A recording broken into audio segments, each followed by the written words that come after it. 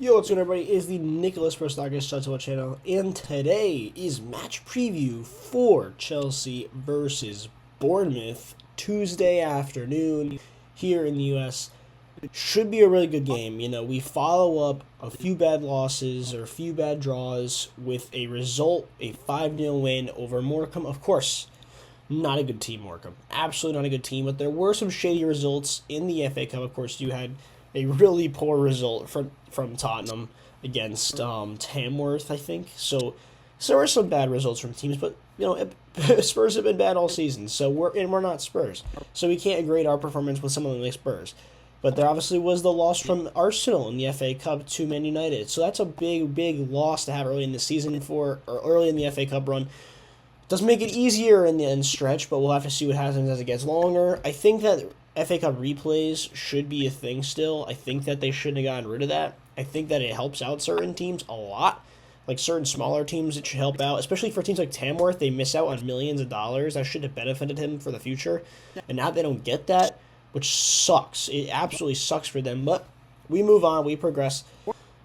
Bournemouth are a team that haven't lost a game in a large stretch of time. This Bournemouth team is in 6th place. They have 33 points, only 3 points behind us, meaning I think we will stay in 4th technically if we were to lose to them because of goal difference. That's about all the reason we'd stay above them. However, Newcastle, Man City, right on our tail. We're currently racing for 4th and 6th, almost you could say as it stands. So this is a game that has a lot of pedigree. We need to get back in the win column at home. We lost against Fulham at home. We lost at Ipswich. Like, these are games we cannot be losing.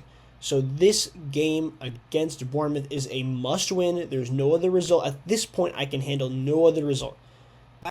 After Glasner called out Maresca's system for being simple, we dominated in a way, but we just couldn't take our chance because of Nico Jackson.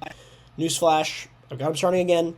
I'm giving him my benefit of the doubt. However, I've kept options open to being a striker here in the winter. However, we're going to give him another chance, and hopefully this is the game where he can prove us wrong once again, and he could be that main guy up top, as John Obi Mikel is trying to let him do. Let's get into the lineup. Let's see what we got cooking. Before I hop into the lineup, I quickly wanted to jump on some of the latest transfer news, which is stuff like Jeremy Hernandez, or they call him Peque, from Deportivo La Coruña. He's not a bad player, it looks like, from what I've seen. I've looked at some highlights, but I can't judge him based off only highlights. It's £16 million what we'd have to pay straight release clause. It's not a cheap fee, but I wonder if it's like a Mudryk replacement. Maybe they know something we don't yet, but can't say much about it right now. Renato Vega looks like he's going to leave on a permanent transfer. You know, we'll definitely find out more about that today, or probably tomorrow, if he's not in the bench. If he's not on the bench, then it's almost guaranteed that he's not going to be included in the future, and that's insane to me. I mean, let's say we flip him for 30 million. If we were to flip Renato Vega for 30 million euros, or 30 million pounds, if around that fee, it'd be a great piece of business, but I would rather hold on to this guy. I mean, if we were to get 30 million, how many of you guys would actually sell him? I wonder how many people would actually sell him. It's a really good thought process to have, but I'd rather keep him for my future. He wants to play more time at center back. If we're going to do anything, I'd rather loan him to Dortmund. As it stands, it looks like Dortmund are the number one chaser. We'll have to see what happens with him, and I think Carney Chukwuemeka also has interest from Dortmund, and they are accepting at this point that they can loan him out. It's not a sale they want as much as a permanent anymore. A loan will do. So that's it for the recent news there. But the team I have picked for this one is Sanchez in net with Kukurea, Colwill, Achempong, James, Caicedo, Enzo, Felix, Palmer, Sancho, and Nicolas Jackson up top. Reason I go with Sanchez is I wasn't very happy with how Jorgensen played against the last team in Morecambe. I just think he was the worst player in that match. I mean, there was no other way to describe it. I think most people can come out and say the exact same thing. I really think that Sanchez has looked pretty solid in these last Premier League games, except this play out and distribution has been pretty poor. Nothing else really to say, except I think Sanchez can prove it wrong once again. Hopefully he gets a good display. Kukurea, I mean, he was great when he came on as a sub in the Morecambe game, but what do you expect? He played in that advanced 10 left back role. I don't know how to really describe it, but he was very good. Don't get him wrong. Kukurea has been a wonder at left back this season, and he's had a really good last, I guess you could say, 7-month period. So let him keep playing, especially if we're not going to have Vega. He's going to have to keep playing. So it makes you wonder as well what we're going to do with the left back position if we don't have a backup for Kukurea, because Chilwell is going to be sold. So it looks like if they do sell Vega, are they going to bring in somebody else? Are they going to... They asked him this in the press conference, this question. They have guys like Gusto and James who could play there, but these guys have proved that they could do a job there, but they're not great there. Why not have an actual left back play left back? And Vega is a decent left back backup, And he has well talked. He said he had a conversation with Vega, so we'll have to see what comes out of it. Colwell and Achempong. Achempong, of course, didn't play in the game on Saturday, which makes one believe that he will be the starter once again on Tuesday. He deserves it after he was voted the player of the match in the game versus Palace. I think it makes all too much sense. I really don't see a way that he really was not going to start this game. If he wasn't, then I would have saw him play on Saturday, which I would have been okay with. Of course, Tosin definitely gives himself a chance to start, but I think Achempong not playing makes him start again. And then Colwell, of course, is the same thing. I think he's just going to start every single game for us in the Prem this season if he's healthy, which is perfectly fine. I have Reece James starting once again. They asked him in the press conference if him and Lavia could play the full 90. He said technically they could. They could play the full 90, which is brilliant. However, he once again stated that they are going to be held within minutes to secure their fitness, which is smart. Someone like Reece James needs time to bed himself back into the lineup. Reece James, I think, again, could be a guy how he played in the Saturday game. Get 45 minutes off the bench, and then take it off at halftime. Of course, we might need him to stay on for longer in a Prem game. Just a thought. But I'm not sure. If we were to take off Reece at halftime, I would rather see someone like, let's say, we were to do this. Achempong, I think I'd rather have Achempong go to right back, and I think I'd rather have Tosin... Where is Tosin? There is Tosin. I'd rather see this. If James were to come off, I would rather them do that. Reason being, I just have more faith in that right now than I do Malo Gusto coming in. I don't know why. That's just my thought process.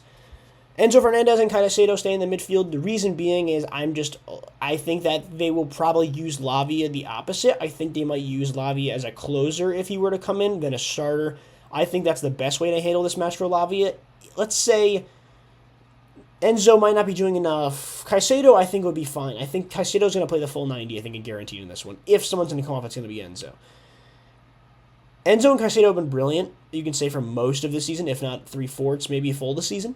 But I think that Enzo will come off for more defensive stability depending on the score line. If we're winning 3-1, I don't think this sub will make too much of a difference. It depends. I think he'll make this sub depending on what the score of the game is. If it's close, yeah, guaranteed. Guaranteed we'll see another defensive player like Romeo Lavia come in. It's almost guaranteed. But I think Enzo and Caicedo themselves have been so good this year that I'm really not mad at playing them both at the same time. So once again, I think they'll be good there. Joao Felix played insane in the Morecambe game. I think him and Palmer in this one would add a little bit more of a playmaking ability in a game that needs it. This is a game, in my opinion, where Bournemouth created problems for us in their away tie. We honestly maybe should have lost that game. They had so many chances. We somehow came out with a clean sheet. Of course, Rabo Sanchez saved a penalty in that one. So it's going to be a tough game. This is not an easy match. It may be at home, but that does not matter, bro. That does not matter in the slightest. I think Joao Felix deserves a start. I wasn't happy with how Neto played. Madueke, they said, is going to be able to come back in for this one. So he may be on the bench. I don't see him starting, but that doesn't count it out. Of course, we're going to have to go out and say, hey, you're starting. Go out. Please just show us something. That's all I have. That's all I hope for. I don't care who starts depending on, as long as they show me something, that's all that matters. But this is what I got for this. And I have Sancho on the right. He was brilliant when he came in for the Morecambe game. He added another dynamic. He was way better than Neto when he came on. Even though his better position's on the left-hand side, I think that in this one, I can definitely see a way he plays on the right. I can see a way that Neto plays. Again, I can see a way that Madueke plays, but this is just my dream scenario for this one. And then I have Nico Jackson back up top. I think that this is a game where I think it's almost a necessity that he has to score. I think most of the fan base is saying the exact same thing in their head. If he doesn't score in this one, it's really going to have alarm bells are going to start going off.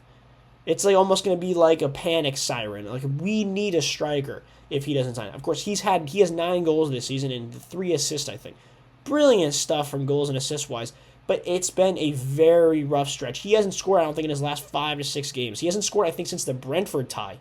And that was on match week 16. So it's been this 4-game stretch has been the stretch he hasn't scored. So it's one that you got to consider, and definitely there's options at striker. And it looks like the club is more aimed to signing a guy in the summer than they are here in January.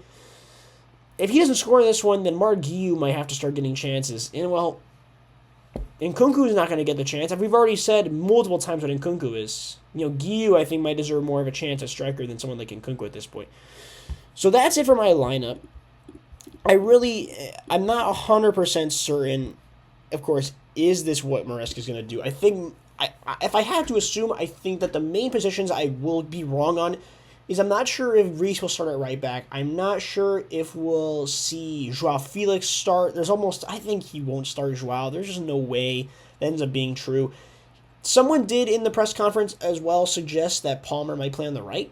However, he shut that down and almost immediately because he talked about how him inverting into the midfield basically from that winger position was playing the exact same role. So it would basically be him playing the same position anyway, which we all know. But we'll see what ends up happening. I think that this is a really good lineup. It's definitely a lineup that should be able to beat Bournemouth. I mean, Bournemouth have had a really good defense these last few games, and they've been on a crazy good run of form. But we need to be the ones that end it. We need to get back in the win column. We need to get to 39 points after this one. This is a massive game for the rest of the season. We've got 2 games in a row at home. Of course, this one and then next Monday is also a game at home, so that one is a necessity of a win too against Wolves. But that's for the future. Let me know what you guys think. Like and subscribe, please. Nicholas Prostakis CFC, of course, on Instagram and TikTok as well. See you guys in the next one. Peace.